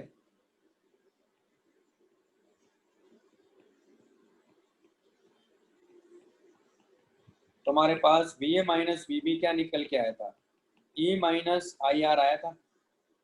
आप देख रहे हो कि लेस देन ई है, और V A minus V B क्या हमारे पास में ई डैश बाई डी है, सॉरी ई डैश, हाँ ई डैश इंटू डी है, और ये लेस देन, और ई एम एफ क्या है यहाँ, ये F B D by Q है। तो आप देख रहे हो कि इस केस में E dash into Q less than battery force आ रहा है कि नहीं आ रहा है। तो ऑलवेज कह रहा हो तो ऑलवेज थोड़ी होता है, स्टेडी स्टेट पे तो मैं मान सकता हूँ, या आइडियल अगर बैटरी है तब हमेशा होगा, लेकिन ऐसा थोड़ी रहता है। प्राइमरी सेल दिया है, प्राइमरी सेल आइडियल थोड़ी होता है ना। तो हमेशा कह रहा तो नहीं होगा, स्टेडी स्टेट पे जरूर दोनों इक्वल हो जाएंगे। क्यों, क्योंकि करंट जीरो हो जाएगा ना उस केस में। तो हमारा पहला तो गलत हो गया। Potential difference is the work of an electrostatic field, बिल्कुल सही है। Whereas electromotive force is work of non electrostatic, ये भी सही है ना, ये भी बताया था आपको।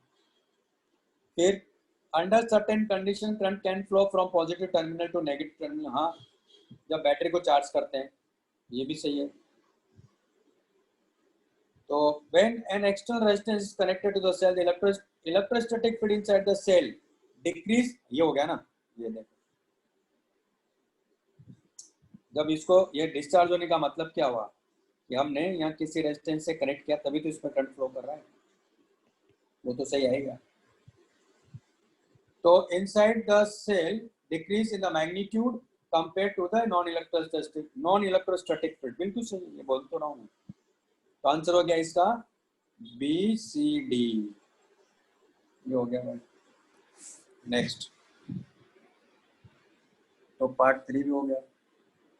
पार्ट 4 ये हो गया क्या, पार्ट 4 का कॉम्प्रिहेंशन 1 हो गया क्या, तो क्योंकि मैंने अपनी मर्जी से लिया था। बोलो कि किया ही नहीं। हेलो, मेरी आवाज नहीं सर डाउट है। इसी में ना, हाँ सर। हाँ सर।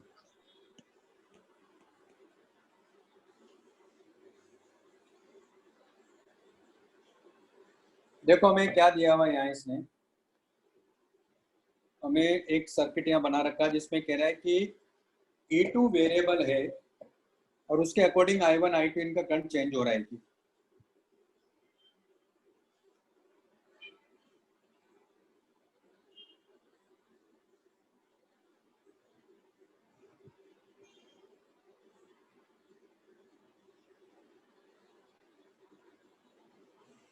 तो इसमें ऐसा इसने दिया है, मैं इसको I1 मान लेता हूँ और इसको I2 मान लेता हूँ और ये 2 है ना, और ये हमारे पास में R2 है, ये R1 है, ये प्लस माइनस, ये E1 है और ये E2 है, ये minus plus. The value of E1 की अपने को चाहिए रेजिस्टेंस ऑफ द, तो मैंने अपनी मर्जी से माना है, ध्यान रखें। आप कहोगे सर I1 I2 कैसे मान लिया, आप चाहो तो इसको I2 मान लो, इसको I1 मान लो, मैंने अपनी मर्जी से मान लिया, ऐसे देखते हैं क्या हुआ, है ना।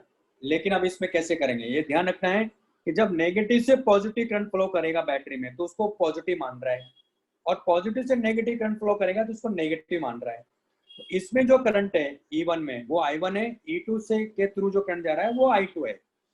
अब यहाँ देखो आप, E2 जो वेरी कर रहा है, दरअसल वो कह रहा है कहाँ से कहाँ वेरी करवा रहा है, वो E2 वेरी करवा रहा है 1 वोल्ट से लेकर 10 वोल्ट के बीच में। तो यहाँ देखो आप 4 वोल्ट पे आओ तो 0, यानी हॉरिजॉन्टल लाइन आओ 0 से 10 वाली लाइन में, उसमें देखो 4 वोल्ट पे, 4 वोल्ट पे I2 क्या दे रहा है?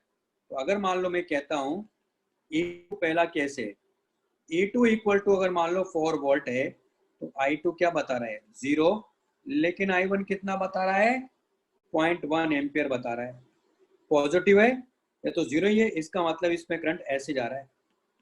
अगर इसमें करंट 0 है, इसका मतलब ये करंट ऐसे जा रहा है, सॉरी ये I1 करंट ऐसे जा रहा है ना। तो I1 मुझे तो एक लूप तो ये बना लेते हैं, एक लूप तो हमारा अच्छा E2 अपने को मिल ही गया, तो एक लूप तो ये बन जाएगा हमारा, ये पार वाला ले लो एक लूप। तो आप तो क्या लिखोगे आप? -4 into -4 plus I1 R2 equal to 0। तो -4 प्लस I1 कितना है? 0.1, R2 equal to 0।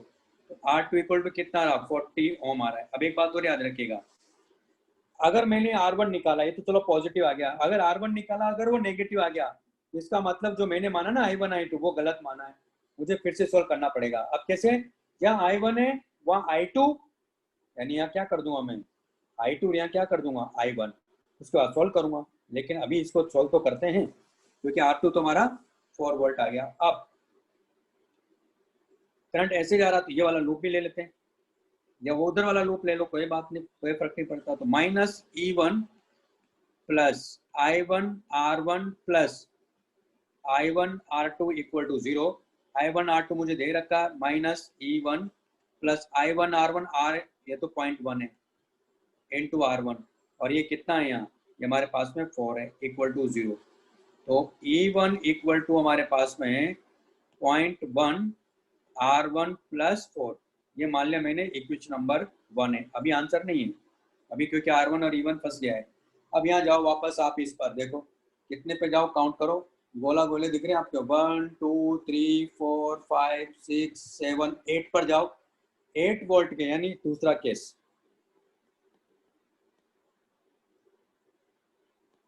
Case 2, E2 equal to कितने के लिए? 8 वोल्ट के लिए।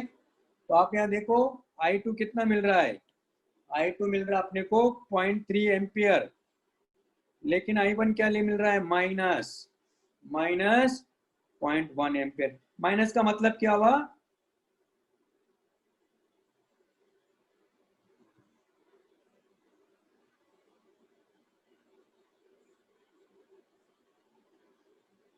माइनस का मतलब हुआ इसमें करंट I1 ऐसे जा रहा है, जो कि कितना है? 0.1 है, और इसमें ये करंट कैसे जा रहा है?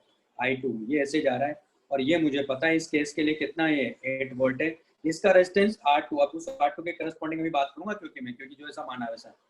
तो यहाँ क्या होगा हमारे पास में? ये प्लस है माइनस, ये E1 है और ये R1, मुझे सब दिया हुआ है।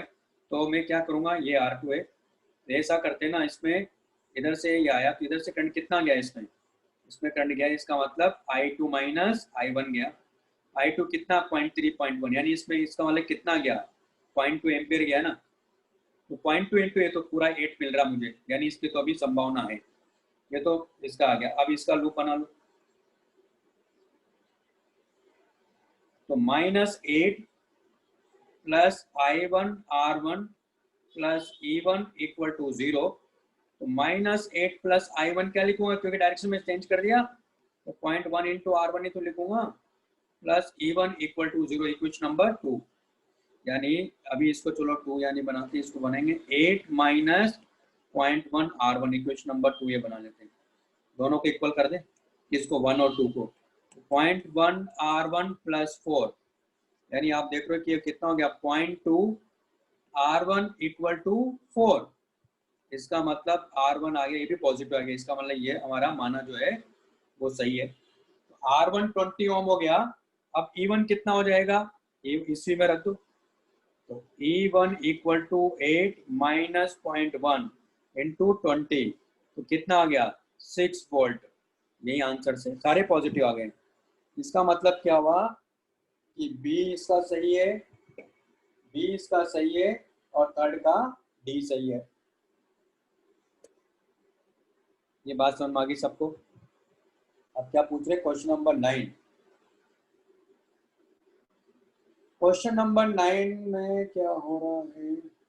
क्वेश्चन नंबर 9 का है, ये कर लिया सबने? अच्छा नीचे है।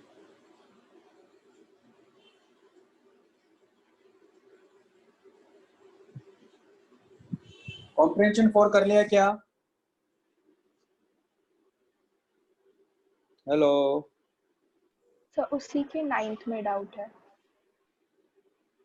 पढ़ते हैं क्या कह रहा है।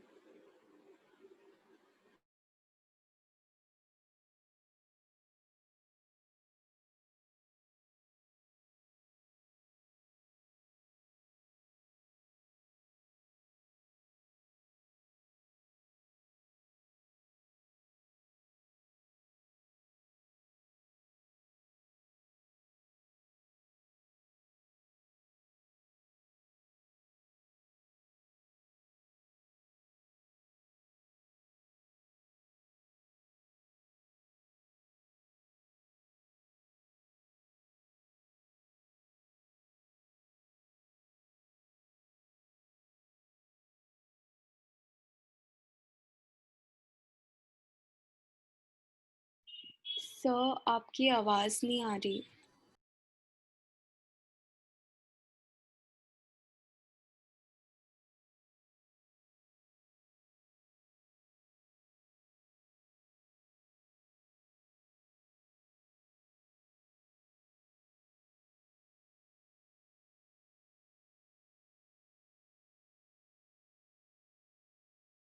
और इसके अक्रॉस का वोल्टेज भी दिया है इसने, कितना दिया है? 16 मिली वोल्ट दिया हुआ है। तो यहाँ इसका मतलब यहाँ से पास होने वाला करंट यहाँ से बता सकता हूँ मैं इससे, वो करंट मिल गया मुझे। तो आई जी बाई थीटा है, तो चाहिए थीटा मेरे पास दे रखा 10 है और आई जी मेरे पास में कितना है 16 इंटू 10⁻⁵ एम्पियर है। तो आ गया हमारे पास में 16 micro ampere per division answer आ गया। तो ये कॉन्सेप्ट था इसमें। ओके चलो फिर आज इतना ही।